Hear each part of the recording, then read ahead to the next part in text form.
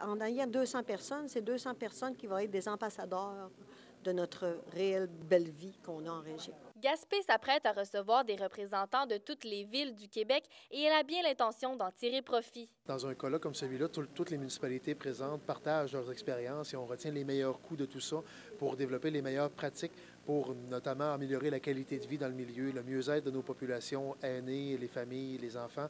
Le colloque se veut un événement pour discuter des façons de mieux répondre aux besoins des familles, des aînés, mais aussi des plus jeunes. De donner une place aussi à nos adolescents. On sait que, en tout cas, les adolescents, c'est une tranche d'âge où on a un peu moins d'activités à leur proposer. Fait que ça nous amène à réfléchir durant cette période-là de 3 jours de colloque. La démographie est en baisse depuis quelques années en Gaspésie, même que depuis 2015, il y a plus de décès que de naissances sur le territoire.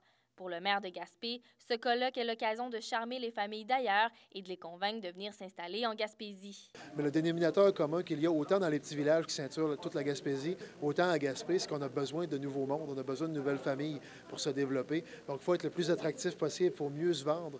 Pour la préfète de Gaspé-Centreville, ce sera également une vitrine pour faire connaître l'ensemble de la Gaspésie. Je me disais, il faut absolument amener ça en Gaspésie, en région, parce que nous avons une région extraordinaire à faire découvrir à des gens qui ne sont jamais venus. Stéphanie Collin, Gaspé.